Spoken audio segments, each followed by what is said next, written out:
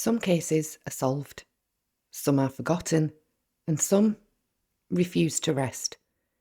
Welcome to Case Continued, where we examine the details others overlook, ask the questions no one wants to answer, and revisit the stories that still haunt the headlines.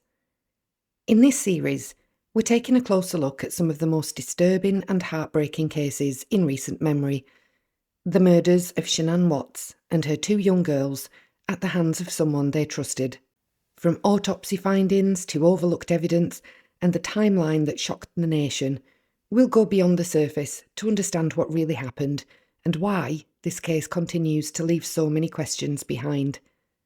I'm Fiona, and this is Case Continued.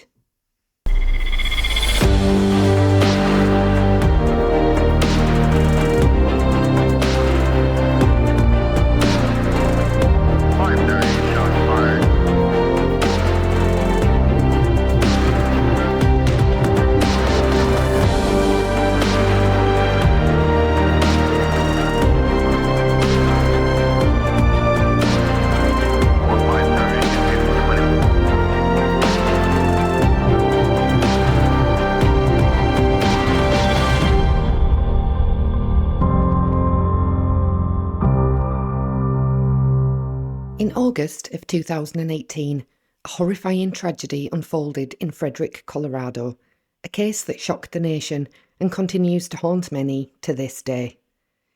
Shanann Watts, a devoted wife and mother, along with her two young daughters, Bella and Celeste, were reported missing. Just days later, their husband and father, Chris Watts, confessed to murdering them, a confession that would raise more questions than it answered. When deciding to take the leap into beginning a YouTube crime channel, I was asked if I would ever cover the Watts case, as it's one that I've followed since the start. But my initial answer was no, absolutely not. When it comes to the Watts case, you've probably heard it all before. The family, the tragedy, the confessions. Dozens, if not hundreds of creators, commentators and channels have covered this story over the years. So I'll be honest, I was sceptical about making this series at all.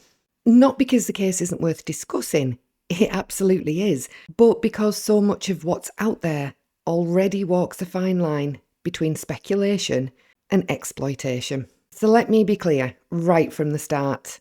I don't have new information. I'm not going to claim anonymous attorneys have contacted me. I haven't been approached by friends of the people involved or professionals who wish to remain nameless. No one has slid into my DMs with secret evidence that's been withheld from the world. That's not what this is. What this series will do is take a critical, structured look at the theories and anomalies that have been raised by others over the years. From the most widely circulated to the most controversial, we'll explore the arguments both for and against them, using official records, interviews, and public evidence. I won't be telling you what to believe. What I will do is break down what has been said, what can be proven, and where the holes are, if there are any. I'll ask the questions others have asked and present the known facts so that you, the viewer, can make up your own mind. But we'll also talk honestly about the damage that certain narratives can do, not just to the memory of the victims, but to surviving family members, to the public understanding of true crime, and to the ethics of storytelling itself. Because when a tragedy like this becomes a form of entertainment, the line between seeking truth and feeding drama becomes dangerously blurry. The reason I've chosen this case first is simple. I want to cover it my way. This series is about the evidence available and the speculation that has followed. Speculation that has, in some circles, become fact. So with that said, welcome to this series. Over the next set of videos, we're going to dive deep into the many theories, questions and inconsistencies that have emerged since that tragic day. From the official narrative to the controversial and often polarising theories that have circulated online, we'll explore the arguments both for and against, all with the goal of better understanding this case and the discussions surrounding it. But first, a clear and important disclaimer. This series is intended for mature audiences and is based on publicly available information and analysis. Victim blaming here will not be tolerated. Bullying others here will not be tolerated. I ask that all viewers engage respectfully, keeping in mind that this involves real people, real trauma, and families that continue to grieve to this day. This isn't about sensationalism. It's about trying to understand what really happened and why many people continue to question it. In this first video, we'll be examining Chris Watts' confessions, including the changes in his statements and the theory that he acted alone without anyone else knowing or being involved. This is the official version of events. But is it the full truth? Or are there signs that something might be missing? It's the foundation on which everything else is built. And, as we'll see, it's a version of the story that many still question to this day.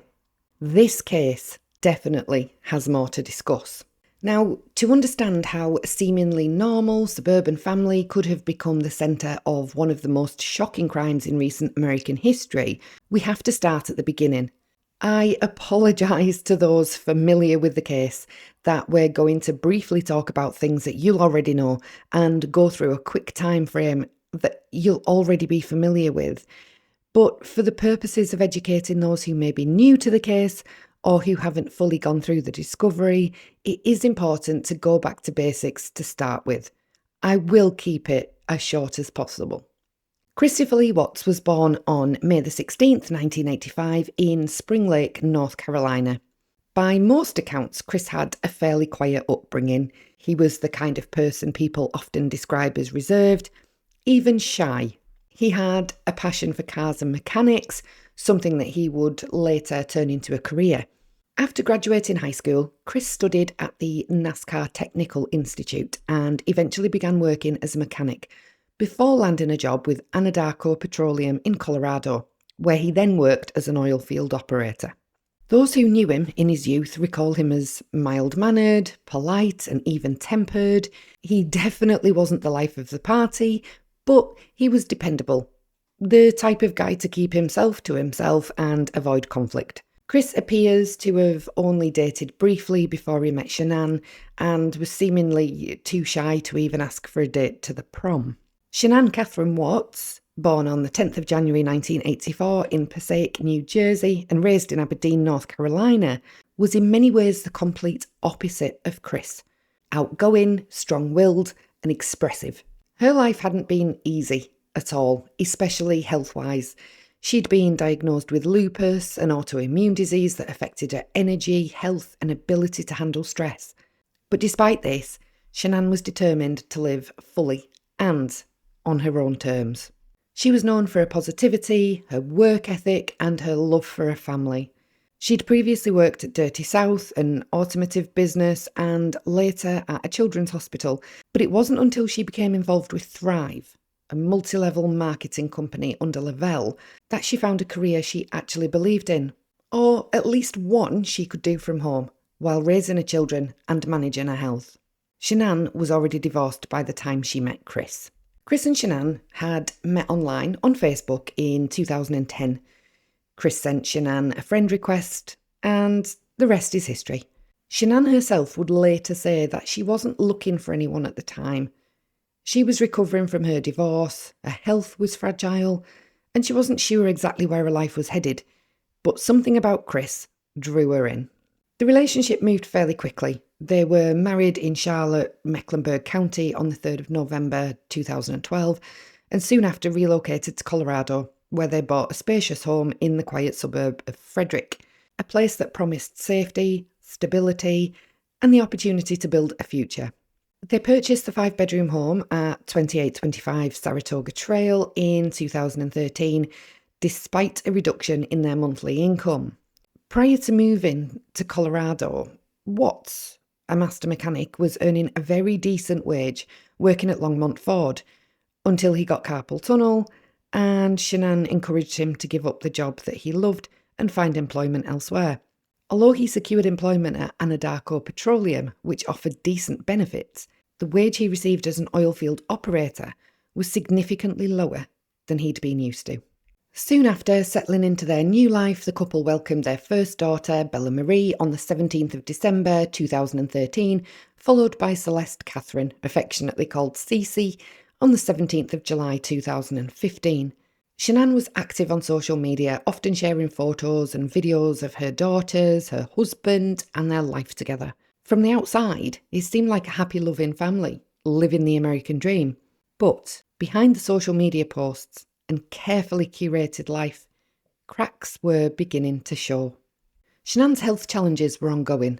Lupus made day-to-day life unpredictable, and being a stay-at-home mum, while also working full-time for Thrive, was demanding. Although Shanann's parents, Sandy and Frank, temporarily moved to Frederick and lived out of Shanann and Chris's basement for a year to help out, the children eventually had to go to daycare so Shanann could work from home uninterrupted, and they were enrolled at Primrose, a private daycare facility.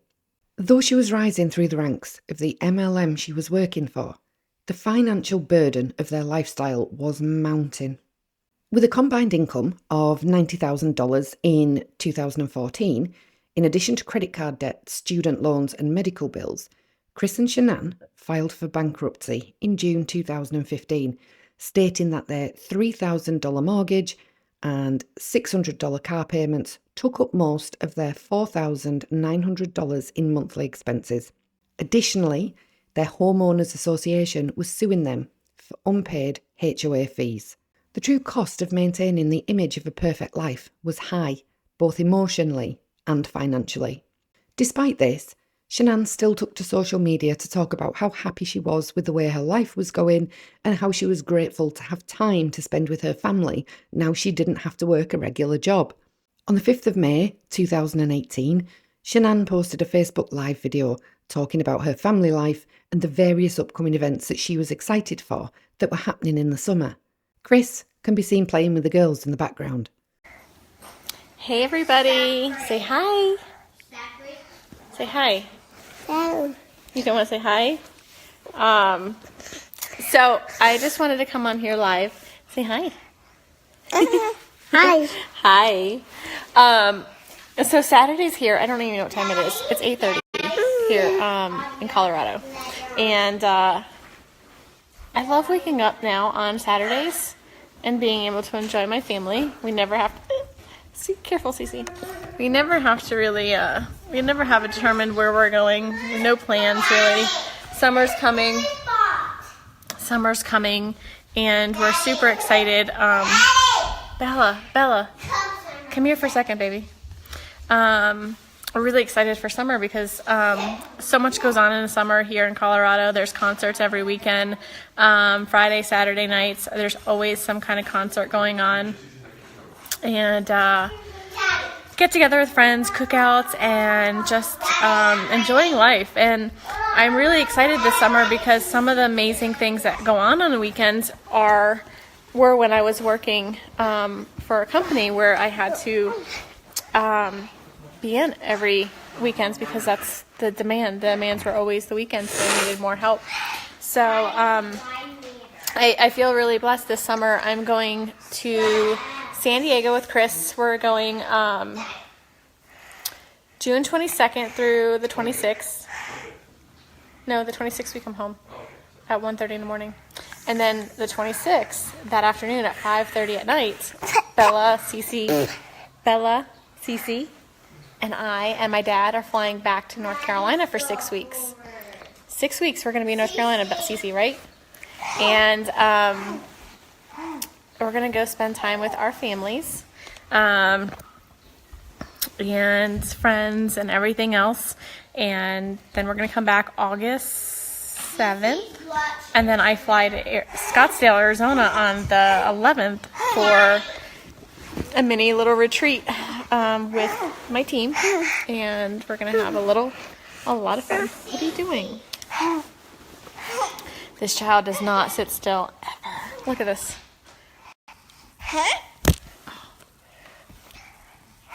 Bella, say hi. Bella, say hi. And I really love the fact that I Careful, Cece, there's a table there. No, Cece. Go back. Child. On the 11th of June 2018, Shanann surprised Chris with the news that they were expecting again.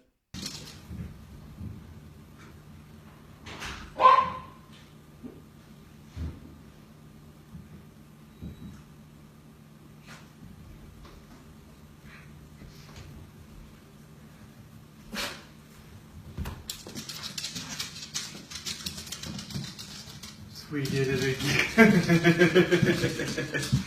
I like that shirt. Really? Really? That's awesome.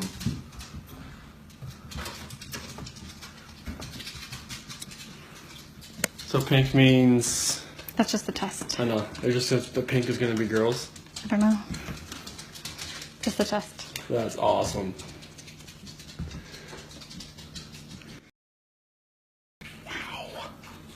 On June the 17th, 2018, Shanann posted a Father's Day message to Chris on Facebook. Chris, by all appearances, was the quiet, supportive husband. He worked long hours at the oil fields and came home to his family. But friends and neighbours would later remark that he seemed too quiet at times, distant, somewhat withdrawn. Shanann often joked on camera that she had to do all the talking for both of them. He rarely showed strong emotions, even when discussing emotional topics, which some people chalked up to his introverted nature. But, as time would reveal, there may have been more going on beneath the surface. By 2018, cracks in the relationship were no longer just beneath the surface. In June, Chris started talking to Nicole Kessinger, a colleague who worked in Anadarko's environmental department. According to her later interviews, she would see the oilfield operators, including Chris, on the way to the fridge in the office in the morning, but she didn't really speak to any of them. Then, one day, her and Chris struck up a conversation and then began bumping into each other. On the 6th of June, emails were exchanged between the pair via their Anadarko email accounts.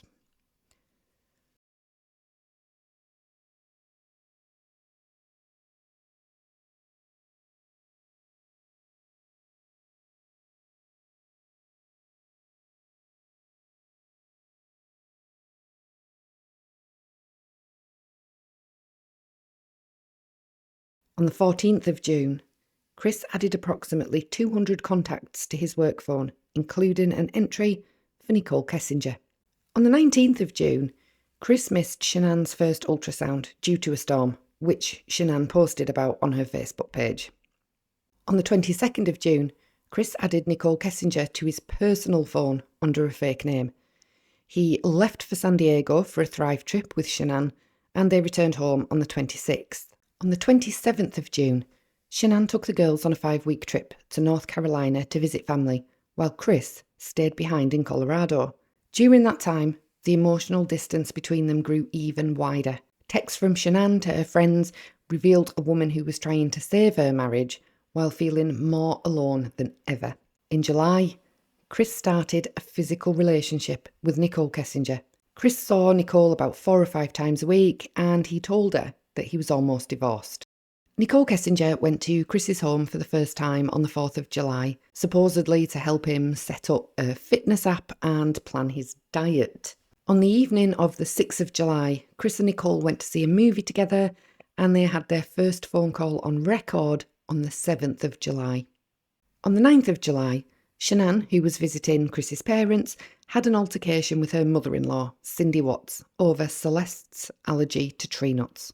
Shanann stated she believed that Cindy had purposely put nuts out in the house and had allowed Celeste's cousin to eat ice cream with traces of nuts in while sitting next to Celeste. Shanann left the Watts parents' residence and returned to her parents' home after making some posts about the incident on Facebook. Shanann and Chris discussed the nut situation at Chris's parents' house, which has since been referred to as Nutgate, and Chris promised at the time that he would speak to his parents and fix it because, as he said, it wasn't okay. Shanann continued to post about allergies on Facebook. She told Chris his parents could not see Bella and Celeste ever again. Chris's father, Ronnie, had taken a week off work to spend time with Shanann and the girls when Chris joined them later on in the trip. Unfortunately, they would be unable to see the girls after the nut argument, and in fact, would never see them again. Nicole Kessinger went to Chris's house on the 14th of July, and they went on a date to the Shelby Mustang Museum in Boulder. On the 15th of July, Shanann and her family held a birthday party for Celeste. Chris's family didn't show up. On the 18th of July, Chris started to transfer photos, mostly semi and full nudes, of Nicole Kessinger into a secret calculator app that he'd downloaded on his phone. On the 21st of July, Chris and Nicole Kessinger went out for dinner and to the Bandamere Speedway. On the 24th of July, Nicole Kessinger performed a search on Google. It was, "Man I'm having an affair with says he will leave his wife." Chris also made a Google search on the 25th of July, which was, "When to say I love you for the first time in a new relationship." On the 28th of July, Chris and Nicole Kessinger visited the Great Sand Dunes National Park and stayed overnight. On the 30th of July, he gave Nicole a love note before joining his family on vacation. Texts that Shanann forwarded to a friend showed signs of trouble between her and Chris. According to Shanann's own texts and messages, Chris had become emotionally distant. She confided in friends that he wasn't touching her, he wasn't communicating, and he'd become a completely different person. On the 4th of August, just weeks after they'd started talking, Nicole Kessinger's cell phone data showed that she looked at wedding dresses online for 2 hours. She then Google searched for both Chris and Shanann's Facebook accounts. Shanann texted a friend and mentioned that Chris had changed the wallpaper on his phone from a photo of the two of them to a photo of the sand dunes. On the 6th of August, Shanann told her good friend, Addie Maloney, via message that things weren't going well for her and Chris. She'd begun noticing more changes in his behaviour, his demeanour, even his diet. He'd started paying more attention to his appearance, he wanted to work out all the time, and he seemed to be constantly glued to his phone. Shanann was worried. She communicated with Chris via text messages at this stage, despite the fact that they were physically together. Chris replied to one of Shanann's messages and assured her that things would be fine and he would fix the relationship.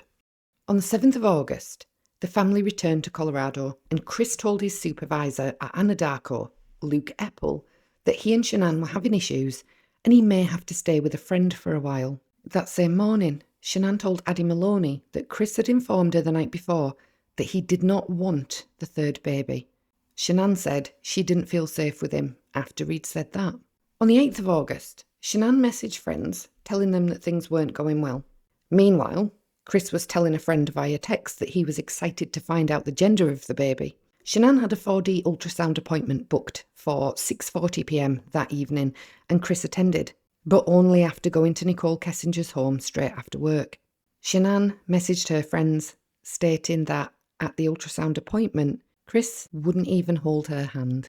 At 7:25 p.m. that evening, Nicole Kessinger was searching online for topics like marrying your mistress. At 10:19 p.m. that night, Shanann texted friends and said that she would fight for full custody if she and Chris split up. Another of Shanann's friends, Nicole Atkinson, informed a mutual friend via message that Shanann and Chris's planned gender reveal party was cancelled. Shanann contacted her friend Cassie Rosenberg and stated that Chris had refused couples counselling. But after confiding to her friends about the troubles with Chris, she texted a friend the next day, the 9th of August, and said that she and Chris had had their best talk yet. She left on a business trip to Arizona after drafting a handwritten letter to him. Although Chris took the day off work, he didn't take Shanann to the airport. Her friend and colleague Nicole Atkinson did.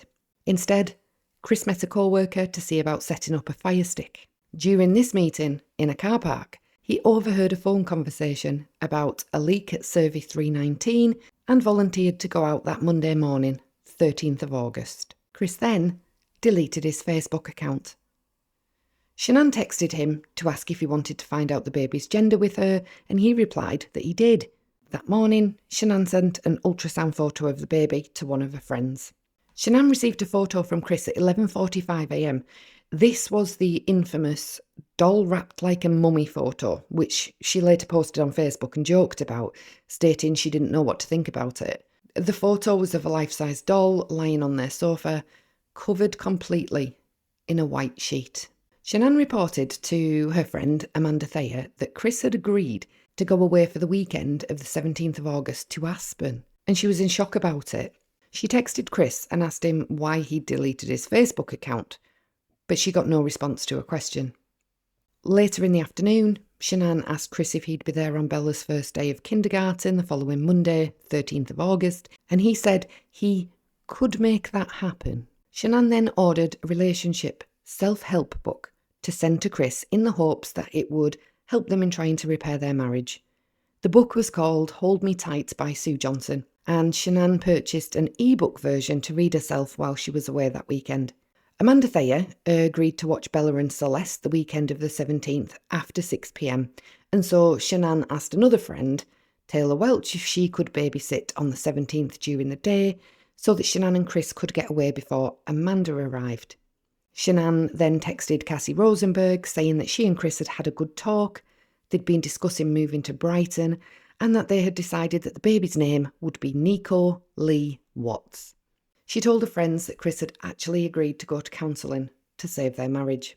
On the 10th of August, Chris texted their friend Jeremy Lindstrom to ask if his daughter could babysit the next evening, citing going to a baseball game with co-workers, but he was, instead, planning to spend the evening with Nicole Kessinger.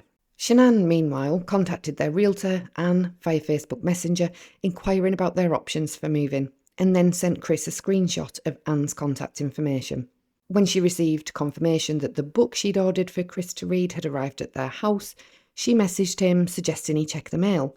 Chris threw the book in its unopened packaging into the trash. Ronnie Watts texted Chris that afternoon to ask if he could FaceTime with Bella and Celeste, but Chris told him he was afraid that the girls would tell Shanann and she would be upset. Ronnie said he understood. Meanwhile, Shanann searched for Groupon deals for hotels in Aspen, and she sent some of this information to Chris, who then visited the websites a few minutes later. At 18 minutes past 11 on the 11th of August, Chris searched for hiking trails near Aspen. Nicole Kessinger conducted searches for how to prepare for, how do we say this? We'll just say bum fun. And of course you all know what I'm referring to. And videos of threesomes. At 4:25 p.m, McKenna Lindstrom arrived at the Watts home to babysit Bella and Celeste. At 5 p.m, Chris and Nicole Kessinger met for dinner and he told her that he'd deleted his Facebook account. They went to the Lazy Dog Bar and Grill where he used his bank card to pay for their meals for the first time, rather than the Anadarko gift cards he'd used previously. Shanann received an alert on her banking app for this charge. Chris and Nicole Kessinger's date ended at around 10 p.m. after he'd gone back to her home after their meal at the Lazy Dog, and almost as soon as Chris left her home, Nicole Kessinger searched online for Chris Watts, Shanann Watts, Ronnie Watts, and 2825 Saratoga Trail. While Nicole was doing this, Shanann had been searching online for the Lazy Dog menu. When she realised that the bill was too much for one person, she called Chris and they had a 3-minute conversation where he apparently told her he'd had salmon and a beer. Immediately after hanging up with Chris, Shanann texted him, "Oh, save your receipt so we can write it off." Chris arrived home around 10:30 p.m. At 10:31 p.m, he called Nicole Kessinger and they spoke for 51 minutes. They discussed him getting an apartment, and Nicole later reported in interviews that he was less enthusiastic about it. On the 12th of August, at 8:46 a.m, Nicole Kessinger called Chris and they talked for 30 minutes. Shanann texted Chris and asked if he could get Bella and Celeste's backpacks and lunches ready for school the next morning, and Chris said that he would. He also sent Shanann photos of the girls at her request. Chris took photos of Bella and Celeste playing at the Lindstrom's home, where they'd attended a birthday party. This was the day that Nicole Kessinger texted her friend, Charlotte Nelson, about Chris for the first time. In Arizona, Shanann had dinner with friends. She told them that her and Chris were having problems, and she mentioned the $60 dinner charge from the Lazy Dog. Suspicions of an affair started creeping in, but Shanann told her friends that she didn't think it would be possible, as Chris had no game. At approximately 5 p.m, Chris, Bella and Celeste FaceTimed Shanann's dad, Frank Ruzek, before bed, as was a usual part of their routine. Chris then texted his colleague, Cody Roberts, and said that he would go straight to Survey 319 oil site the next morning to assess the reported leak. At 6 p.m, Addie Maloney dropped Shanann and Nicole Atkinson off at the airport in Arizona. Chris texted Shanann and told her that Bella and Celeste were in bed. He then called Nicole Kessinger, and they talked for 111 minutes. She reported in later interviews that she couldn't remember what they'd actually talked about, but she did remember that Chris had told her he would be going straight to the oil field the next day and would not see her at the office as usual. Shanann's flight home was delayed due to poor weather, and she didn't manage to leave Arizona until after 11 p.m. She texted Chris to let him know, but got no responses. He was talking on the phone with Nicole Kessinger.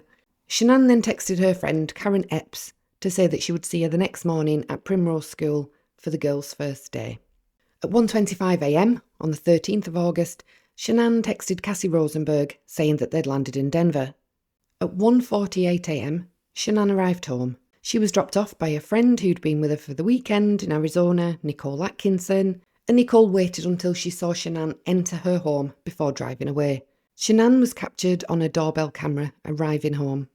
The step count on her Apple Watch showed her going up the stairs, but not moving again after 2 a.m. It's also around 2 a.m. that Shanann received an email notifying her that her credit card had been declined for a purchase on Amazon. Downstairs, motion sensors in the Watts home did not move after 2 a.m. until around 4:30 a.m, when it's thought that Chris was preparing for work. At 5:18 a.m, security system footage showed Chris starting his work truck. At 5:27 a.m, Chris backed his truck into their driveway and then made multiple trips to and from the garage to the truck. At 5:45 a.m, Chris left for work. At 6:31 a.m, Chris texted colleague Cody Roberts to advise that he was at Survey 319. At 6:41 a.m, Chris texted colleague Chad McNeil to advise that he was at Survey 319. At 6:53 a.m, Chris arrived at Survey 319 per his work truck GPS records. At 7:40 a.m, Chris sent a text to Shanann's phone. At 8:25 a.m, Chris made a call to Shanann's phone. At 8:26 a.m, Chris searched for the Primrose School phone number. At 8:28 a.m, Chris called their realtor, Anne, to discuss selling the house. Around 8:30 a.m, Chris called Primrose School and told them Bella and Celeste would not be attending again, then asked if they were there. At 8:30 a.m, employees started to arrive at Survey 319. At 8:51, another of Chris's co-workers, Troy McCoy, arrived at Survey 319. At 9 a.m, Shanann's friend Nicole Atkinson made a first call requesting a well-being check at 2825 Saratoga Trail. At 9:15 a.m, Shanann missed a scheduled obstetrician's appointment. At 10:10 a.m, Chris searched for the lyrics to a Metallica song called Battery. At 10:33 a.m, Chris searched for hotels in Aspen. At 10:44 a.m, Chris called the Western Snowmass Resort in Aspen, and at 10:45 he searched for Groupon's contact information. At around 12 p.m, Chris left work to head home. After she still couldn't get hold of Shanann, Nicole Atkinson contacted Frederick Police Department at 1:36 p.m, requesting a welfare check. At this point, other friends were worrying about Shanann, as nobody had heard from her, and she'd missed a morning meeting, as well as her obstetrician's appointment. Nicole Atkinson had arrived at 2825 Saratoga Trail and noticed that Shanann's Lexus was parked in the garage with the girls' car seats still in it and the shoes that Shanann wore every day by the front door. At 1:40 p.m, Officer Coonrod was dispatched for the wellness check at the Watts home. At 11 minutes past 2, Chris sent a text to Shanann's phone asking where she was. At 3 p.m, Nicole Kessinger left for work, as shown by Anadarko records. At 3:45 p.m, Nicole Kessinger got a text from Chris about his family being gone, and he asked her to call him. At 4 p.m, Nicole Kessinger called Chris at his request. At 4:17, Nicole Atkinson called Amanda Thayer, and they discussed Shanann being missing. At 4:19 p.m, Officer James arrived at the Watts home. At 1 minute past 5, Nicole Kessinger called Chris, allegedly again at his request. At 5:02, Nicole Kessinger called Chris again. At 6 p.m, Chris made a series of short calls to local hospitals. At 6:30 p.m, Amanda and Nick Thayer arrived at the Watts home. At 8 p.m, Amanda and Nick left the Watts home after offering Chris a bed at their house for the night. He declined, stating that he would stay at home in case Shanann and the girls came back, saying that he wanted to be there for them. At 9 p.m, Officer James called Chris to follow up. Chris then provided Officer James with contact information for friends. At 9:48 p.m, Chris called Nicole Kessinger.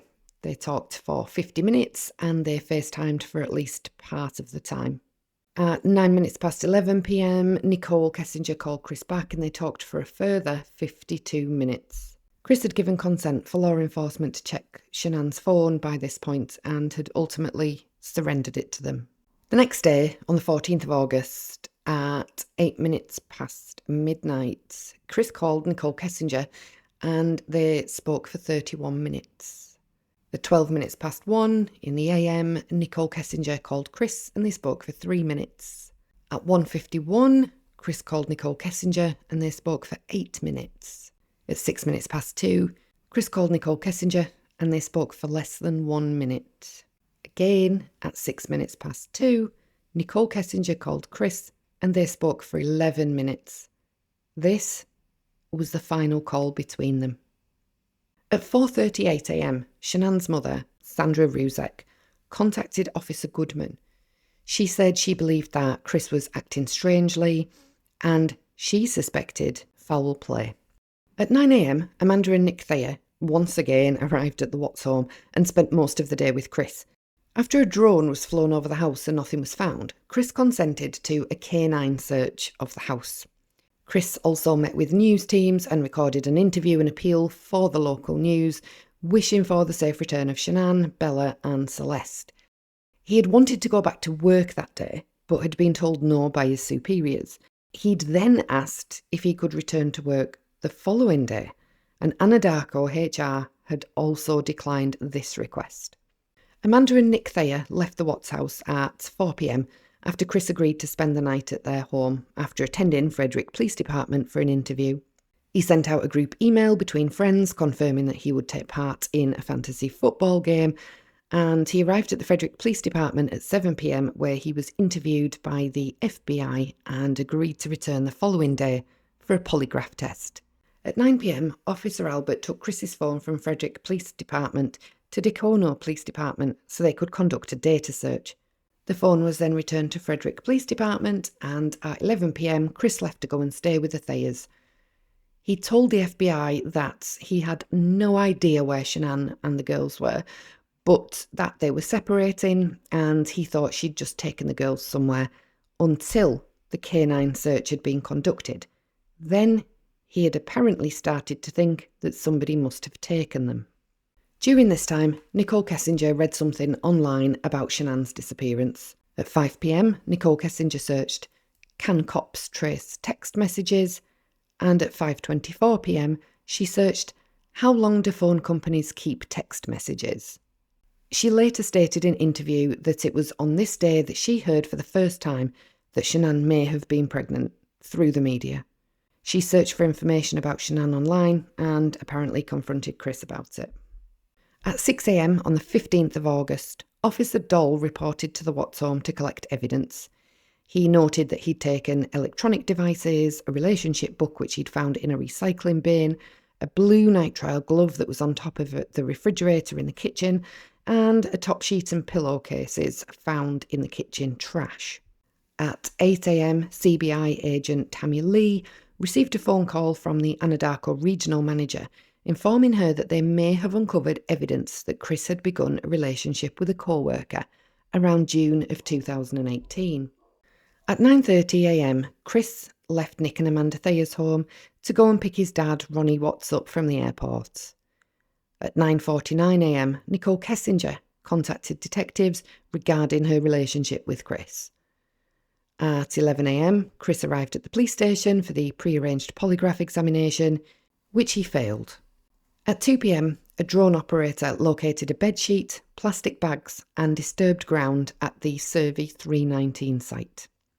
At 4:44 p.m, Chris began his initial confession, first to his dad, Ronnie, then to FBI agents Corder and Lee. He stated that he had killed Shanann because she had strangled Bella and Celeste. At 5:36 p.m, the FBI interviewed Nicole Kessinger. At 8:15 p.m, Officer James transported Ronnie Watts from the Frederick Police Department to a hotel. At 10:05, photos were taken of Chris's body, and at 12 minutes past 10, a search warrant was executed at the Watts home. Items collected included bedding, a recording from the baby monitor, and Chris's work computer. At 10:45 p.m, Officer Coonrod responded to Anadarko oil field. CBI investigators reported collecting hair from an oil tank hatch, parts of a rake, and a bedsheet. They began to excavate a possible burial site approximately 100 feet from the oil tank. At 11 p.m, the body of an adult female was located, buried in approximately 3 to 8 inches of dirt. At 2 minutes past 11, Chris was handcuffed and placed in custody. At 3 minutes past midnight, Chris was transferred to jail. At 10 minutes past midnight, Shanann's body was removed from the burial site at Survey 319. At 3:30 p.m, the first oil tank was entered and Celeste's body was removed. At 5:30 p.m, the second oil tank was entered and Bella's body was removed. On the 21st of August, 2018, just a week after he'd pleaded for their safe return, Chris Watts was charged with 3 counts of first-degree murder, plus 2 additional first-degree charges for victims being 12 or younger. Additionally, he faced another count for the unlawful termination of a pregnancy, plus 3 counts of tampering with a body, a total of 9 charges. So let's take a look at Chris's initial confession on the 15th of August, 2018. Chris revealed to FBI agents in his first interview that he felt Shanann get into bed on the morning of Monday the 13th of August. He said he didn't believe that Shanann had unpacked her suitcase because it was still at home, and he didn't believe that Shanann was using her cell phone after she got into bed. That morning, Chris said that Shanann was wearing a t-shirt and underwear. He stated that Shanann always wore her wedding ring to bed and would only take it off to colour her hair. Chris said that Shanann had never stopped wearing a wedding ring, even though they discussed separating, so he said that it was very unusual that the wedding ring was left on the nightstand. Chris explained that he got up at 4 a.m. and got ready for work. He went downstairs and made a protein shake, packed his lunch, filled up his water jug, collected his book bag, got his computer and put more tools into his truck. He said that Shanann had told him the night before to wake her up before he went to work so she could shower. He claims he woke Shanann up because he didn't want to assume that she wanted to sleep, and he knew he needed to do what she said because he didn't want to make her mad. He slipped back into bed and rubbed Shanann's shoulder and head to wake her up slowly. He said that he was on top of the covers and he was fully dressed in his work clothes when he asked Shanann if she wanted to wake up and take a shower. Shanann said yes, and he then asked her if they could talk a little bit. Shanann had agreed, so he'd told her that they needed to sell the house and downsize. Their mortgage was $2,700 a month. Shanann had already contacted the realtor the week before, and Chris suggested that they get a less expensive house in Brighton or North Glen. He told Shanann that he didn't feel a connection with her any longer, that their relationship wasn't working, and the love that they'd had for each other in the beginning was gone. Chris said that Shanann cried, and it was all very emotional. He said that she was upset, and she asked him if there was anyone else. But he told her that there was nobody else, and it was just him talking to her about their relationship. Chris said that Shanann believed him. He said that she would never have an affair, and she knew that he would never cheat on her. He said that the only time Shanann had ever been suspicious of him was very early on in their relationship when they first started dating, and he was still getting text messages from other women. Chris claimed that he and Shanann talked from about 4:15 a.m. until 5 a.m. He hoped that he and Shanann could sell the house and each leave with some money. He said that he hoped Shanann would stay in Colorado because she'd told him in the past that if they separated, she couldn't afford to live in Colorado on her own. He said he hoped that they'd be able to split the money from their home and still live close to each other. And he said that during their talk, he and Shanann never once got physical with each other. He said he and Shanann had never ever raised a hand to one another or struck each other for any reason. He and Shanann rarely even yelled at each other. Everything was very civil. He said that after he talked to Shanann, he backed his work truck up to his garage door so he could load his large clear containers, O-rings, earbuds, and some combination wrenches from his personal toolbox. Chris explained that he normally took his tools out of his work truck every Friday and backed up to his garage door and loaded his tools when he returned to work after the weekend. He said it took him approximately 10 minutes to load his work truck and that he was loading the truck from approximately 5:15 until about 5:25 a.m. He then said that he got into the truck, hit the button for the garage door to close and drove to work. With regards to his route to work on that Monday morning, he said that he took Saratoga Trail right onto Wyndham Hill Parkway, right at roundabout to County Road 7, left on County Road 52, took County Road 52 east to I-76, took I-76 to Roggan, and then drove out to Survey Ranch, possibly on County Road 386. And when he arrived at work, he went to Survey 319, Survey 1129, Survey 1029, and Survey 629. Chris said that he left work and returned home to Saratoga Trail when he was contacted by Nicole Atkinson, who alerted him to the fact that nobody had heard from Shanann. Chris stated that he hadn't been too worried when she hadn't responded to his messages or calls, but he felt that something was wrong when he found out that she hadn't been in touch with her people. He said he had no idea where she'd gone and informed her friends and the officers at his home that after their emotional conversation that morning, she'd said she was taking the girls on a playdate, but he didn't know where or with who. After speaking to news media and hoping for his family's safe return, Chris went back to Frederick Police Department to take a polygraph test. He failed and then made his initial confession to FBI agents. This is where Chris changed the version of events. He said that after he and Shanann had had their conversation on Monday morning, Shanann had accused him of having an affair and he denied it. But Chris said that he knew that Shanann knew in her heart that he was having an affair. He said that she also knew about the dinner from Saturday night at the Lazy Dog and that it was too expensive for just him. He said he went downstairs, started packing up some things and heard a couple things upstairs. He said he didn't think anything about the noises and continued packing, then went upstairs to talk to Shanann before he left for work. Chris said he saw in the baby monitor that Bella's covers were pulled off and she was just lying in bed. Chris said he figured that Bella was just hot. He stated that the baby monitor cycled over to Cece's bedroom and Shanann was in there on top of her. Chris said that he freaked out and ran into Cece's bedroom and got on top of Shanann. Chris said that Cece was blue and he knew that she was gone. When asked what happened next, he said, "I did the same thing to Shanann."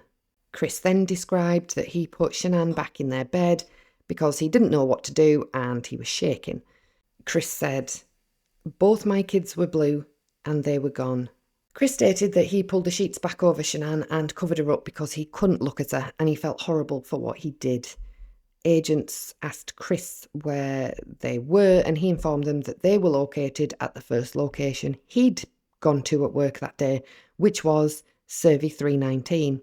Chris was asked where they were located at Survey 319 and he said, "Right there, off the site." He was asked how he picked the location and he said it was just the first site he was supposed to go to that morning. Chris was asked if the girls were in something or under the ground and Chris didn't answer, so agents asked him if he would take them out there. Chris said there was no way he wanted to go out there, but he would go if they wanted him to. He said he was sorry and then he started to cry. Chris asked agents Coda and Lee not to think anything less of him. Chris was asked again what Shanann was doing to Cece and he said that she was on top of her with her hands around Cece's neck. Special Agent Coda asked Chris if he actually saw it, and Chris confirmed that he saw it on the baby monitor.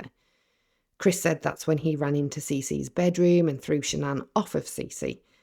He said he saw that Cece was already blue and not moving. He went into a blind rage and did the same thing to Shanann. Chris was asked if he ever went into Bella's bedroom, and he said after he put Shanann back into their bed, he saw Bella on the baby monitor and just knew by the way she was sprawled out that she was deceased. When asked how he got the girls out to Survey 319, Chris explained that he took them to his work truck. He said he put Shanann and the girls right behind the driver's seat.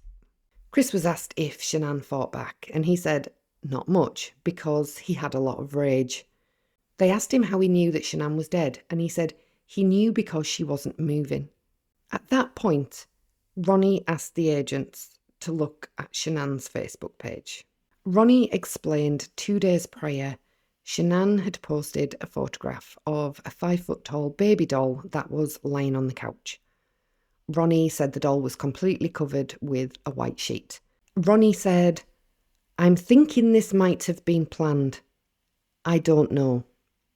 Ronnie said the caption to the picture read, "What do you say to this?"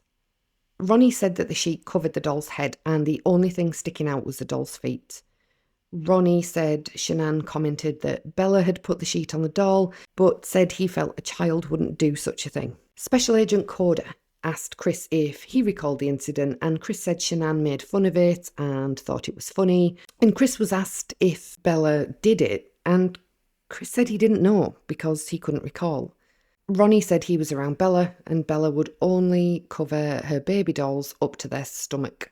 Ronnie said he never saw Bella cover a doll's head like it was a body. Chris then looked at Special Agent Coda and said he was sorry for lying. Coda told Chris that he was a good man, and Chris immediately responded with, "I'm not a good man." Special Agent Coda told Chris that he'd stayed to talk, even though he knew it was going to be difficult. And Chris said, "I stayed here for 6 hours and 11 minutes so far." So Chris was obviously reading the counter on the digital audio recorder. Ronnie said he could understand how rage could come out by seeing your children dead. Chris told his dad he didn't understand what it felt like to see his daughters blue in the face. Special Agent Coda asked Chris if Shanann was on top of Cece when he got into the room. Chris said yes. Ronnie asked Chris if Shanann's hands were around Cece's throat, and Chris said he didn't know what to do. Coda asked Chris if he was trying to save Cece, and he said she was already blue in the face. She wasn't moving. Her head just laying over limp. Chris was asked again if he would show agents where the bodies were located, and he asked what's going to happen. Coda told Chris they were going to help the girls get out of there. Coda asked Chris if he preferred one of his co-workers to go out to the site, and Chris said, "Oh my God, no. Chris said that Coda told him everyone thinks of him as a good man, but they will say, "What the fuck did you do, Chris? Why didn't you just tell the cops to begin with?" Chris said he could not have his co-workers show law enforcement out to the oil well site because they were just going to form their own opinions about him once they figured everything out. Agent Tammy Lee told Chris that Special Agent Coda and her needed to step out of the room to get some things arranged. Ronnie agreed to stay in the room with Chris. And while Coda and Lee were out of the room, Ronnie told Chris that he was sorry. Chris said, "I didn't know what the fuck to do. This is just fucking horrible." Chris said, "The problem is, I don't even know if they, the police, believe me or not." Ronnie said, "I know you'd never do anything to hurt no children. Never. That was your life right there. Those little girls." Chris told Ronnie that his mother always said Shanann was an unstable person, but he never believed in a million years that could happen. Ronnie said that he was asked by law enforcement if he thought Shanann could do anything to hurt Bella and Cece, and he told them no. Herself? Maybe. Ronnie said he didn't have a clue Shanann could do such a thing. Chris then asked his dad, "Why did this happen to me? Why did this happen to those 2 little girls?" Ronnie told Chris he was sorry. Ronnie told Chris he would get him a lawyer and would see what they could do. He asked Chris if Shanann killed both of their girls while he was sleeping, and Chris said, "Yep." Chris said, I emotionally drove her to do something stupid. Ronnie told Chris it wasn't his fault and not to blame himself for it. But Chris said, it's all I can do right now. Ronnie said they would probably call it a crime of passion. And Chris replied, I don't know, like, just because I hid it. That's the thing. That's the thing that's gonna break the camel's back right there. I didn't just call the police right after it happened. Chris then asked Ronnie if he'd told his mum yet, and Ronnie said no. Chris told Ronnie that Shanann had a temper, and one minute she'd be okay, and the next minute she wouldn't be okay. Ronnie asked Chris what Shanann said that morning when he told her everything, and Chris told his dad that Shanann asked him why, and asked him why he wanted to give up. Chris said that Shanann told him, fuck you, and fuck you, and fuck you. Ronnie continued to question Chris about why Shanann would take any of it out on the girls, and Chris said he'd ruined everyone's life, which included his family and friends. Chris then asked his dad if he should call his foreman and tell him that he was going to go out to the oil well site. Ronnie asked Chris if they were buried in something, and Chris said Shanann is. And when Ronnie asked about the babies, Chris said, that's what I feel horrible about. They're in a freaking oil tank. I didn't know what else to do. Chris told his dad that he didn't know how unstable Shanann was, meaning Ronnie didn't know how unstable Shanann was. Ronnie said that Chris's mother also believed Shanann was unstable, a narcissist and bipolar. Special Agent Coda and Lee returned to the room a short time later, and Ronnie advised that he needed to step out to use the bathroom and to text his daughter. Ronnie asked Coda about finding a lawyer who wasn't a public defender, and Coda and Ronnie agreed that they would discuss that later. Chris was then shown a coloured photograph, approximately 8.5 inches by 11 inches, which was taken from a drone earlier the same day. The drone had flown over Survey 319, and the image showed a tank battery and a field surrounding the site, which included the image of what agents were informed was a sheet near the bottom of the photograph. Chris was asked what the photograph was, and he confirmed that it was Survey 319. He was asked to tell them the location of Shanann and his girls, and Chris asked how old the image was. He was informed it was taken that day, and he then looked at the photograph and pointed to the patch of dirt in the field below where the tank batteries were located, and advised Shanann was buried at that location. Chris then pointed to both oil tanks and advised Bella and Celeste were in the tanks. Chris explained that the tanks contained a mixture of crude oil and water. He stated that the white sheet in the photo had been used to wrap Shanann's body, and he stated that the girls were just in their pyjamas. He explained he had dug a shallow grave for Shanann with a shovel from the back of his work truck, stating that he always had a shovel with him at work. Special Agent Coda asked Chris if there was any chance that his baby monitor had recorded anything, and Chris said no. Coda then asked Chris what he believed made Shanann snap. Chris said it was Shanann knowing that he had an affair, even though he didn't admit anything. He said Shanann needed him to admit it, and he refused. Chris said that he felt so much anger that he didn't feel anything else when he strangled Shanann. Chris said he was numb, but he felt strangling Shanann was over fast. Coda asked Chris if it was possible Shanann's neck was broken, and he said he didn't think so. Chris described strangling Shanann with both of his hands. Agent Lee asked Chris if Shanann was strangling Cece with one hand or two, and he said he came from the back, and so he wasn't sure. Chris then explained he knew Shanann was on top of Cece, but the monitor was black and white because it was dark. Special Agent Coda asked Chris if he had any idea why Shanann would have hurt the girls, and he said, "We both loved those kids more than you know." Chris said people in his family have always told him that they believed Shanann was unstable. Chris said his friends, later identified as his friend Mark, also told him that they thought Shanann was unstable. Chris then said, "I don't want to paint a bad picture of her." Special Agent Coda asked Chris if it was possible that they would see something on the girls other than the cause of death being Shanann's hands, and Chris said no. Coda told Chris it was hard to believe that his wife had done all this, and Chris said, "I know." Agent Coda asked if it was possible that Shanann killed one daughter and that Chris killed Shanann and the other daughter. Chris again said no. Coda asked if it was possible that they may find his handprints on the girls' necks, and again Chris said No. Lord, no. Agent Lee asked Chris about the point when he witnessed Shanann strangling Cece and pulled Shanann off. She asked Chris if he thought about calling an ambulance, and he said Cece was blue and limp. He said he'd never seen anything like it in his life. Chris said that Cece was laid over, wasn't moving at all, and there was no gasps of breath. Chris said Cece was totally just blue. Agent Lee told Chris that she would hate for Shanann to get a bad rap if she didn't have anything to do with it. Chris said, I know. Lee asked Chris if he wanted to tell the truth about what happened, and he said it was the truth. Chris said, I did not hurt these girls.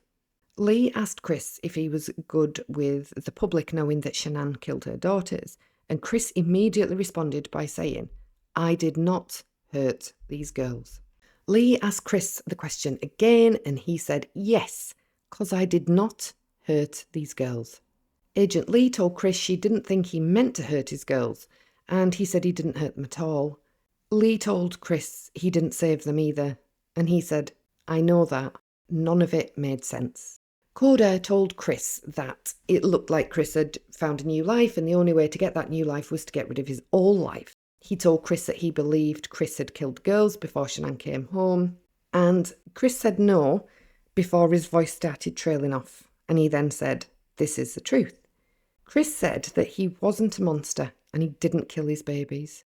Special Agent Coda asked what was going to happen when the girl's cause of death came back to him, and Chris said he was 100% positive that the girl's death wouldn't come back to him. Coda asked who it would come back to, and Chris said Shanann was on top of Cece. He said Bella was laid out, sprawled on her bed. Chris said that his fingerprints were not going to be on Cece's neck, and the fingerprints would belong to Shanann. Chris said that he didn't witness what Shanann did to Bella, so couldn't tell him any more information about that. Coda asked Chris why he took the bodies out of the house and buried them. Chris said he was scared and he didn't know what to do. He said he was scared of what everything was going to look like. Chris said, my 2 babies were gone and I just did that to my wife. Chris said the whole thing was a nightmare. Agent Lee told Chris that it actually seemed like Shanann was a pretty good mum, and Chris responded with, I was a pretty good dad as well. He said, you don't really know a person until you don't know a person. Agent Lee asked Chris about what he talked to Nicole Kessinger about before his wife got home, and he said that they always talked and it was just about their day. Chris said that Nicole only knew about the disappearance because of what she'd seen on the news, and that she didn't know that his wife was pregnant, but now she does. Chris said that he was too scared to tell Nicole about the pregnancy because he felt like she wouldn't have gone on a date with him if she knew. Chris did say that Nicole knew that he was married with children. Coda then asked Chris how they could prove that Shanann murdered the girls. Chris said law enforcement could examine the bodies and compare the hand marks on their necks. And Agent Lee asked Chris if he was sure that they would have hand marks and that they weren't smothered. And he said, they shouldn't have been smothered, no.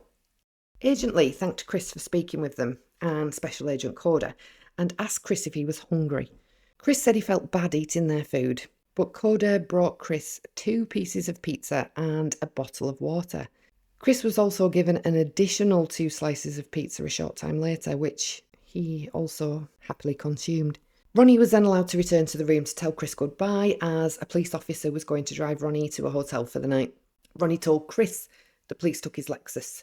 Ronnie said the other detectives he talked to had told him that Chris had changed his story a few times. Ronnie then asked Chris if the baby monitor was upstairs or in the kitchen.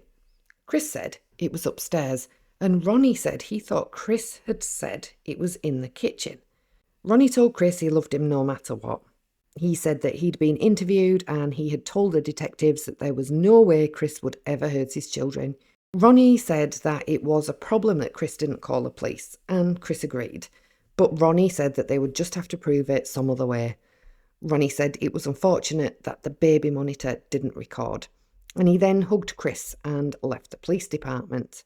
Coda returned to the room and asked Chris to clarify the size of the hatch on the oil tank at Survey 319, and Chris was asked to compare it to the size of his paper plate. Chris estimated that the hatch was twice the size of his paper plate. Coda then asked Chris if he had to squeeze the girls in to get them into the hatch. Chris said it wasn't right. Chris said he put the girls into the hatch feet first and described them with their arms stretched above their heads. Coda asked Chris why he put them in separate tanks, and Chris said he wasn't thinking at that point in time and was scared out of his mind and he just didn't know what to do. Chris said he walked up the staircase and put one daughter in the tank and then returned with the second daughter and put her in the second tank. Coda asked Chris if he'd had to cut the girls up or anything, and Chris said no. Chris assured Coda that the girls were in the tank batteries. So, what is potentially wrong with this confession? There are a few things which automatically stand out. In this first confession, Chris claimed that after Shanann returned home from a business trip early that morning, they had an emotional conversation. He said she accused him of having an affair, which was true, and that the conversation became intense. Then, according to Chris, he walked downstairs, came back up, and saw something that changed everything. He claimed that on the baby monitor he saw his wife strangling their youngest daughter, Celeste, and in his words, Celeste appeared blue. He ran into the room, he said, and found Bella had already gone. In a fit of rage, he claimed he strangled Shanann. He said he panicked, didn't know what to do, and decided to dispose of all 3 bodies at the remote oil site where he worked. So let's pause here, because the way this confession came out and what he actually said deserves closer scrutiny. In this part of the video, we're going to carefully break down Chris's initial confession, examine his demeanour, the investigative methods used, and consider both sides of the story, including the possibility that his version was true, as well as the strong evidence that it wasn't. Chris's initial version of events was presented only after hours of questioning and after investigators gave him that exact scenario as a possibility. I know this will have been discussed in other videos, but it's important to mention here as it can be a highly controversial topic. In this case and others, we need to quickly discuss the Reid method. This is a technique that they used on Chris while they were interviewing him. The Reid method, which has been used since about the 1950s, if I recall, involves 3 stages. The first one is fact gathering, where the investigators speak to the suspect or person of interest in a questioning manner, making no accusations, just simply trying to gather facts. The second stage is a behavioural analysis, where the investigators are looking for signs of deception. Now, there is a standard to this that investigators learn, but again, depending on the investigator, depending on the crime, that behavioural analysis can be fairly subjective. The third stage is the interrogation, which is where the investigators are suggesting motives for the crime, confronting lies that they believe are being told, and building themes. In Chris's case, the agents, such as Tammy Lee, for example, said, "Did Shanann do something to the girls? Maybe you felt like you had to do something to her, because, you know, chicks can be crazy sometimes." This wasn't a statement. It was a carefully planted seed, and Chris ran with it. But here's the key point. This tactic has led to both valid confessions and false ones and needs to be used with caution. It is so well documented that this technique isn't without risk or error. For example, times when the Reid technique has worked is in the interrogation of BTK killer Dennis Rader. Reid principles were used to confront his inconsistencies, and they gently offered emotional reasons for his crimes, which he happily accepted. In the case of, Jeffrey Dahmer, for example, the confrontation combined with high levels of empathy are what really led to his detailed confession. But let's take the case of the Central Park Five. 5 teens falsely confessed to rape and assault after hours and hours of pressure, exhaustion, and leading questions. Brendan Dassey from the making a murderer case was led through a confession that simply didn't align with the physical evidence, and that was later challenged in court. Now, mention of Brendan Dassey might open a whole can of worms about Stephen Avery and the death of Teresa Halbach, but that's something that we'll have to do at a later date if you're interested. So the Reid technique is great for guilty suspects who are resistant to confessing, but it can also lead to compliance, especially from people who are passive, eager to please, or confused under pressure. Chris was calm, people-pleasing, and passive, which is a profile known as low dominance, high compliance in the criminology world. The Reid technique was effective in eventually getting Chris Watts to confess something, but it was also really risky, and here's why. Chris wasn't your typical high conflict or combative suspect. He was quiet, non-confrontational, passive, and eager to please authority figures, which was especially evident when his father entered the room. This personality type can be highly compliant, which means that he's more likely to adopt a narrative suggested by investigators, especially if it helps relieve pressure or feelings of guilt, even if that narrative isn't true. The Reid technique works best when the suspect is resistant or defiant. With compliant suspects, like Chris, it can backfire, leading to partial, false, or self-serving confessions. During the interrogation, the agents didn't just ask questions, they suggested explanations. Did Shanann do something to the girls, and you felt like you had to do something to her? This is called a theme within the Reid technique, and it offers the suspect a morally lighter explanation to latch onto. For Chris, this suggestion handed him an escape route. He could shift the blame onto Shanann and still appear like a grieving father who simply snapped. That's exactly what he did. This wasn't the truth, but the technique encouraged a plausible lie rather than forcing the full, ugly truth. So although a lot of people to this day highly praise Agent Tammy Lee for her part in the investigation, for those comments that she made. Did Shanann do something to the girls, and did you feel like you had to do something to her? Chicks are crazy. Although people praise Tammy for this particular technique, it's a very controversial one to use.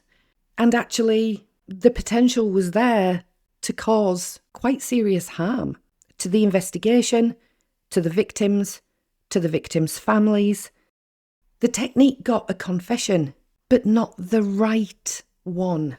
Chris's initial lie about Shanann killing the girls caused unnecessary pain for Shanann's family, confusion in the investigation, and public misinformation. It wasn't until months later that Chris, in a slightly calmer prison interview without pressure, told the full truth, that he killed them all. So while the Reid technique unlocked a confession, it arguably prolonged justice by allowing Chris to hide behind a story that investigators themselves had helped to shape.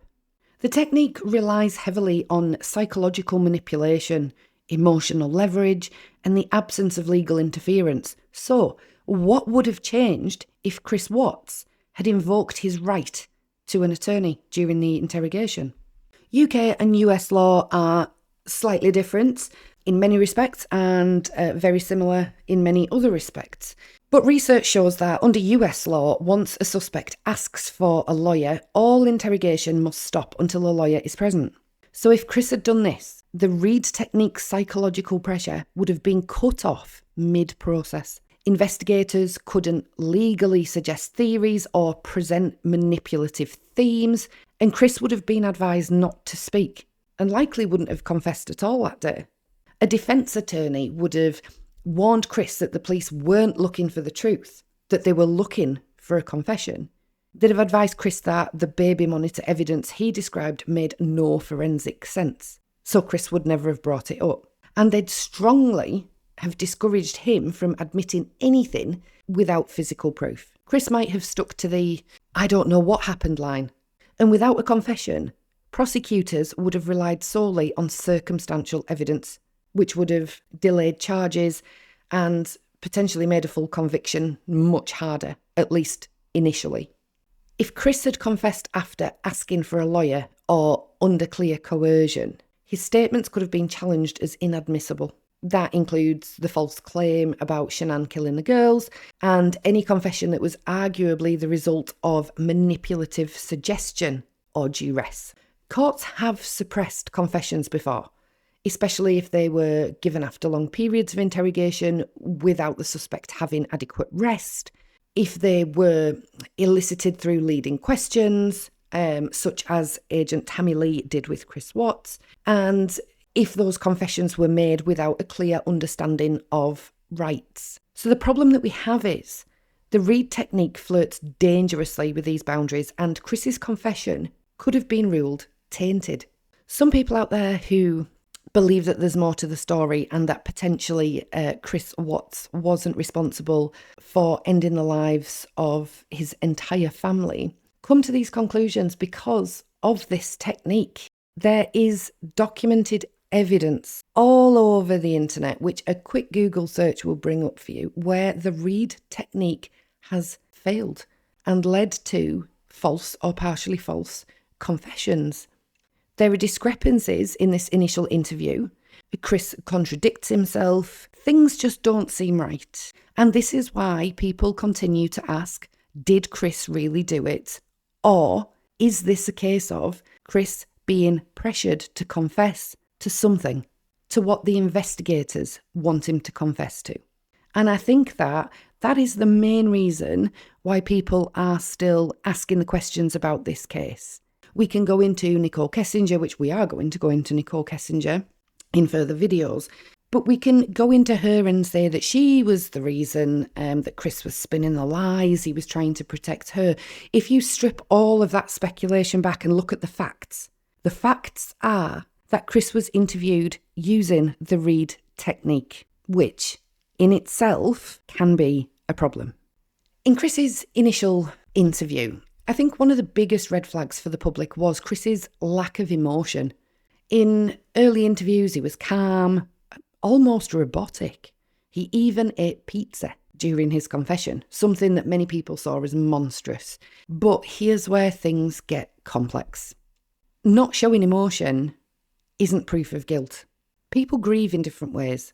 Shock, detachment, and flat affect can all be signs of emotional overload or trauma. Innocent people have been seen laughing or eating after tragic events, world over. At the same time, a cold, emotionally detached response can indicate narcissism, guilt, or sociopathy. So what about Chris? He cried at moments, but seemingly only when he talked about himself, not the victims. This selective emotionality makes his behaviour not necessarily criminal, but definitely suspicious. Chris sits quietly. His shoulders are hunched. Hands are folded in his lap. He barely makes eye contact. His voice is calm, low, and steady. Not what most people expect from a man whose wife and 2 daughters are missing. There's no visible signs of panic, no shaking, no tears, just a dull, flat affect. He answers questions with short phrases, often emotionless, and he even chuckles nervously at times. To many, this came across as chilling. But why does it suggest guilt? Well, his lack of genuine emotion gives the impression of no visible grief or urgency to find his family. His controlled tone suggests almost rehearsed answers and emotional detachment. His micro-expressions, smirking, uncomfortable laughs, they're signs often associated with deception. His inconsistent storytelling shows small contradictions in his timeline of events. And one of the biggest things, Chris also avoided saying his daughters' names and referred to them impersonally. The kids, they, the girls, my wife. This emotional distancing is a common trait in suspects who feel shame or are suppressing guilt. But there's also a number of reasons why this behaviour doesn't prove guilt. Shock manifests differently in everyone. Some people become numb, withdrawn, even robotic. after a trauma. Now, Chris Watts gets a lot of bad rep because he didn't perform CPR on his daughters when he realised that they were blue, despite the fact that he had had some training in CPR through his worker, Anna Darko. Now, in my roles, I previously worked in mental health and as a probation officer here in the UK, I have done a lot of first aid courses over the years, which have included CPR. When myself and my husband found my mother deceased in her home 4 years ago, I contacted the emergency services, asking for help and saying that she was deceased because at this point she very obviously was deceased. The operators told me that I needed to perform CPR until an ambulance arrived to assess the situation. I could teach people how to do CPR in a real life training course because I've done it so often throughout my entire life. But when it came to my mum, I couldn't do it. I might as well not have had that training. I wasn't even prepared to attempt it. I literally said to the operator, I can't do this. I'm going to have to pass you to my husband. And my husband, bless him, took over. I couldn't do it. Did that mean that there was something untoward about that situation? Did I need to be investigated at that point because I'd found a family member deceased and was not attempting CPR? No, everyone's different. You can have training, but until that knowledge transfers to real life experience, you don't actually know how you're going to react. So I have all this knowledge of CPR, but if I walk out of my house now and I see somebody potentially deceased on the pavement, am I going to just jump straight into doing CPR, or am I going to freeze, contact the emergency services and hope that somebody else comes along that can actually take over the physical process of restarting somebody's heart? I'm not being funny.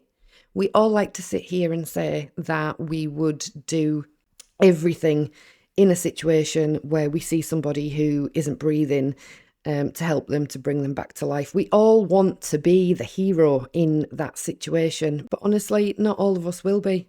Sometimes you just can't do it.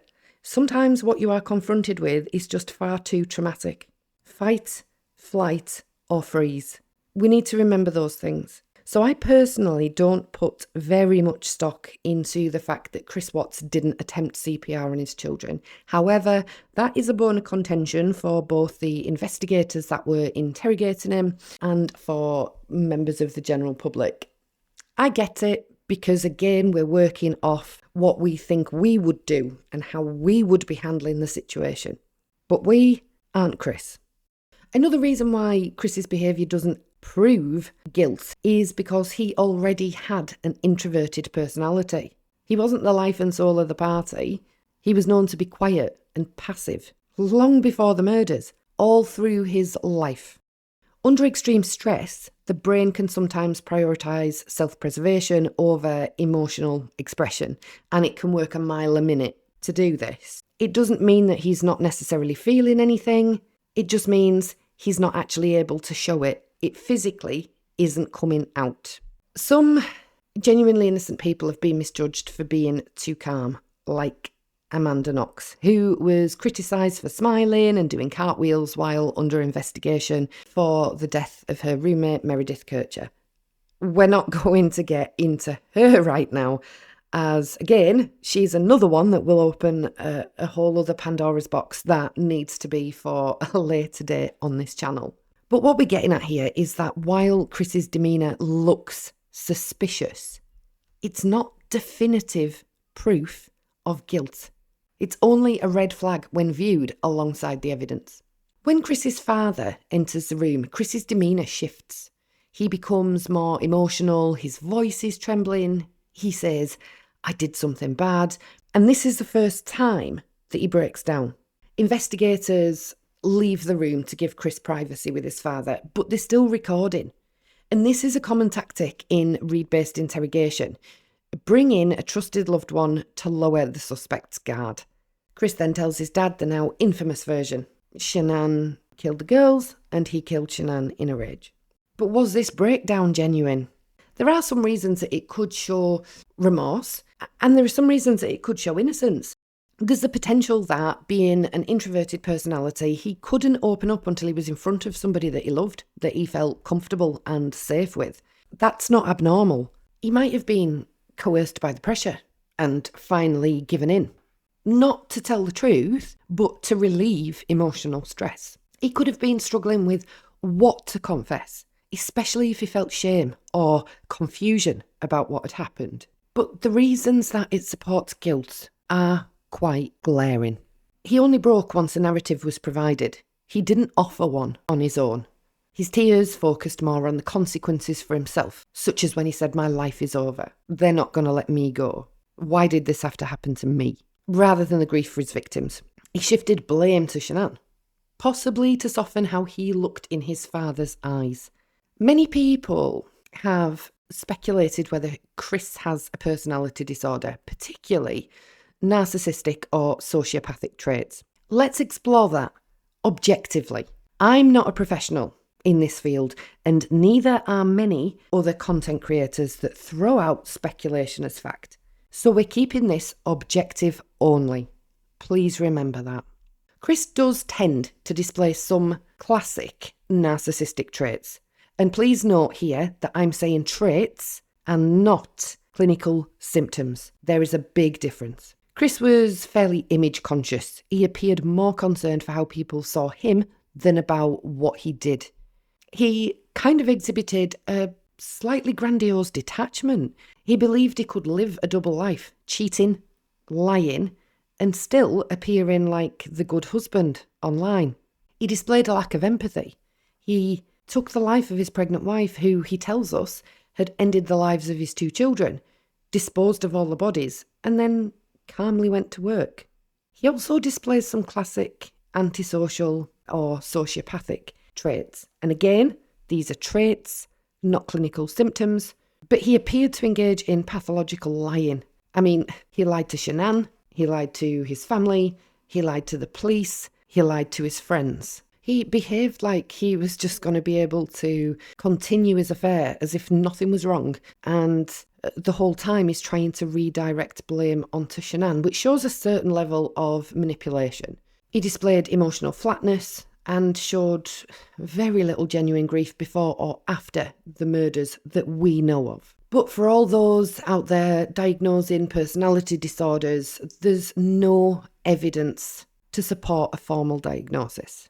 There's no documented history of violence, cruelty, or criminal behaviour. There's no long-standing disregard for social norms, laws, or other people's rights, which is often required for antisocial personality disorder. There's no prior evidence of egomania, delusions of grandeur, or clinical narcissism. He did later show some guilt and shame, especially in the prison interviews, which are emotions that sociopaths typically lack. So Chris may have shown some dark personality traits, but there's no confirmed diagnosis, and any judgment should be cautious. He could simply have acted out of desperation, fear of exposure, and emotional implosion, not because he's clinically disordered. Let's just talk about another contradiction: the baby monitor. Now, Chris said that he saw Shanann on the monitor actively strangling Celeste and that Celeste was blue. But the baby monitor in question was a fairly low resolution black and white screen. It was dark, and the monitor couldn't show skin tones or fine detail, let alone indicate whether somebody was blue. This is a serious red flag. There's also the fact that Chris stated he'd seen Shanann with her hands around Celeste's neck. He then later said that when he went into Celeste's room, he came at Shanann from behind, so he couldn't tell if she had her hands around Celeste's neck or not. Some theorise that Shanann couldn't possibly have taken the lives of the girls because she didn't have enough time to do so. But when someone is strangled, the key danger is loss of oxygen, also called asphyxia. This leads to cyanosis, which is the bluish discoloration of the skin, especially visible on the lips, fingertips, face. And cyanosis can begin to appear within 30 seconds to 2 minutes of oxygen deprivation. In children who have smaller airways and faster oxygen consumption, signs like facial reddening or bluing may occur even faster, potentially within 30 to 60 seconds. Complete loss of consciousness can happen in as little as 10 to 20 seconds, depending on the pressure applied and the exact method used. But, and this is really important, turning blue is not instant. It's a sign of prolonged oxygen deprivation and wouldn't appear immediately when strangulation begins. The very claim that somebody had visibly turned blue on a black and white baby monitor is medically and technically implausible. And additionally, strangulation and smothering are completely different mechanisms, and we're going to get into that next. Strangulation cuts off blood flow and air via external force, such as hands around the neck, whereas smothering blocks airflow usually with a soft object, for example, a pillow over a face or a hand over the mouth. So let's objectively consider this. Could Shanann have done what Chris claimed? She did have some possible motives. The emotional distress over the affair, the fear of losing her marriage, family, a home, her job, everything that she believed she'd worked so hard for. Potentially even perinatal depression, which has been mentioned by a few people, but there's no medical records to suggest that she was suffering from this. These are all speculative. There was no evidence that Shanann ever harmed or threatened her children. When Chris first confessed on August the 15th, 2018, he claimed Shanann had strangled the girls, but the autopsies showed that the girls had been smothered, not strangled, a distinction that's medically and physically significant. During his initial confession, the FBI also curiously asked Chris directly if the girls had been smothered. He responded, "They shouldn't have been, no." What does that even mean? This response is so cryptic and disjointed. So let's consider 3 possible interpretations, examining both sides of this spectrum. Was he genuinely confused or dissociating? He had been under extreme psychological pressure for hours, subjected to read-based suggestions, fatigue, and really emotional collapse. So it's possible that he was confused about the method because he didn't want to picture it, or he was attempting to distance himself from the reality of what happened, especially if he couldn't emotionally handle it, or he was caught between the lie that he told, that Shanann killed them, and what he knew was medically possible. But there's also the fact that he could simply have been trying to minimise his role, could have been trying to lessen his culpability by muddying the waters a bit. Saying they shouldn't have been could imply that wasn't supposed to happen, as though the deaths were somehow unintentional or avoidable, even though he is the one who caused them. It's also a passive language, similar to how people try to emotionally disengage from a crime. He doesn't say, "I didn't smother them," or "No, they weren't smothered." He says something vague that doesn't directly lie, but he also doesn't tell the truth. The third possibility, and one that is very, very popular, is that somebody else was involved. As some have speculated that Chris was potentially implying somebody else was involved in the smothering, that he was confused about how the girls actually died because he wasn't present for both deaths. People ask, could there have been an accomplice, or did something happen while he was away briefly and he didn't even know until it was over? I mean, these are fringe theories, right? But they exist largely because of moments like this one, where Chris speaks in contradiction to both forensic evidence and his own previous statements. However, no physical evidence has ever emerged to support the involvement of another person.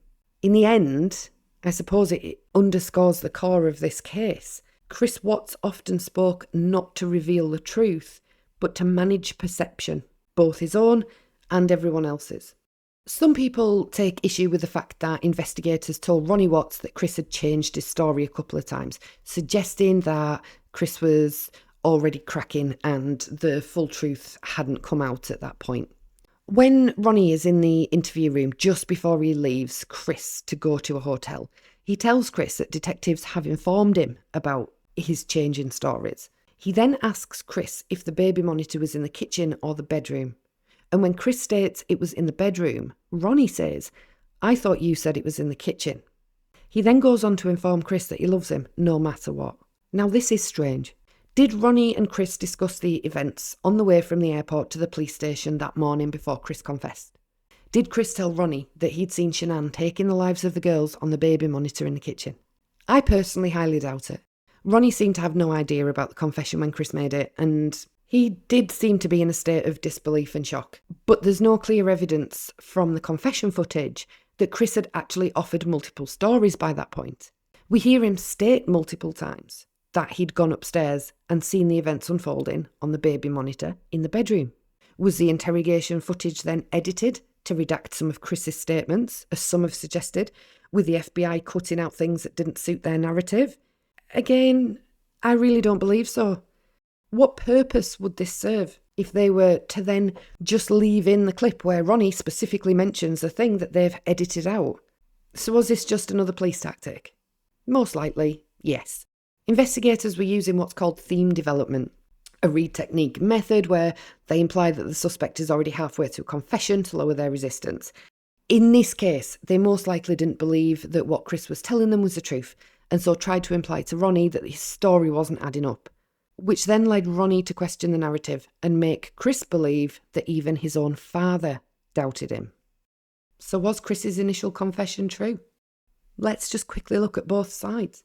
If he was telling the truth, he may have panicked after seeing his wife harm their children. His emotional state could be shock or trauma. His confession was consistent in tone, and there's no evidence, actual physical evidence, that the public has seen that proves Chris harmed the girls or Shanann. But the problems are, there's also no evidence that Shanann hurt the girls. The baby monitor, the biggie, it couldn't show skin colour. It was in black and white only. Chris also had a motive, a new life with his mistress. And of course, he only confessed after agents fed him a motive to use. In the end, Chris later admitted in a prison interview that he lied, and Shanann didn't kill anyone. He did it all. His first confession was a mix of manipulation, pressure, and narrative framing.